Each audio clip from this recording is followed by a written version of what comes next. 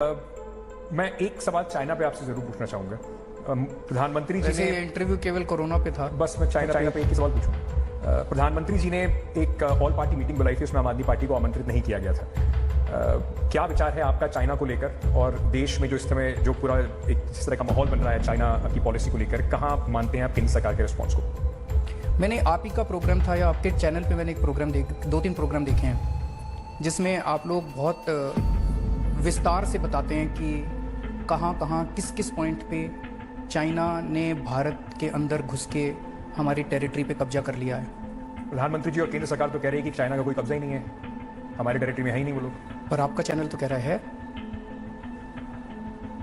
आपका चैनल झूठ दिखा रहा है इसमें। तो हम तो वही दिखा रहे हैं जो सैटेलाइट मैप दिखा रहे हैं। अब फिर या तो आप जानो या वो जाने। आपका चैनल कह रहा है, मैं समझता हूँ आपका चैनल कहता है हम सबसे तेज और सच दिखाते हैं।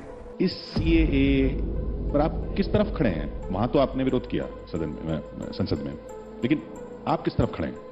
ये क्या है ये सीएबी?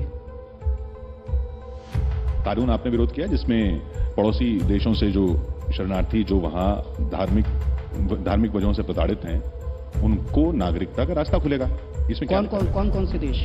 पाकिस्तान है, बांग्लादेश है, अफगानिस्तान है। वहां से किस किस को कह रहे हैं आएंगे लोग? धार्मिक रूप से जो प्रताड़ित हैं। कौन से धर्म के? वहां पे तो देश के मेजॉरिटी धर्म तो इस्लाम है, तो बाकी जो धर्म है, हिंदू हैं, बौद्ध हैं, क्रिश्चियन हैं, उनको बुला रहे हैं जी।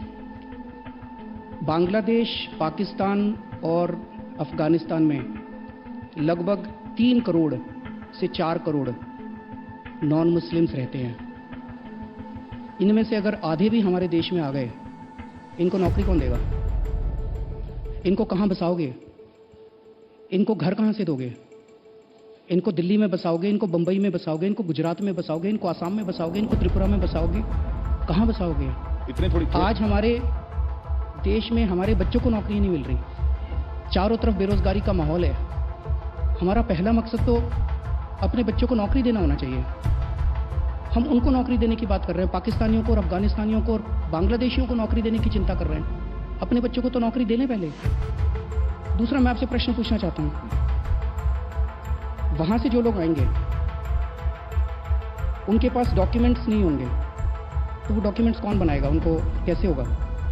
उसी का तो रास्ता खुलेगा इस बिल से। और इतने सारे नहीं आएंगे जितने आप कह रहे हैं। भारत सरकार देगी उनको डॉक्यूमेंट्स, ऐसा आप बता रहे हैं। तो जो पाकिस्तान से और बांग्लादेश से आएंगे उनके लिए भारत सरकार डॉक्यूमेंट बनाएगी, और हमारे देश में एनआरसी होगा। एनआरसी में जिसके डॉक्यूमेंट्स नहीं होंगे उसका क्या होगा? वो एनआरसी से बाहर होंगे, वो देश से बाहर होंगे। तो जो पाकिस्तान से आएंगे उनके डॉक्यूमेंट्स भारत सरकार बनाएगी, जो और अपने देश के लोगों के पास डॉक्यूमेंट्स नहीं होंगे उनको देश से बाहर निकालेंगे। यही है। मैं समझना चाह रहा हूं, मैं भी अभी तक समझा नहीं हूं ये कानून है क्या चीज।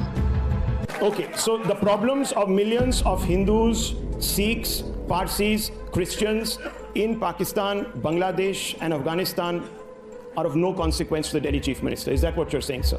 The problems of millions of Hindus, Christians, Parsis और क्या Sikhs, Jains and Muslims living in Delhi is my problem. So let me ask you.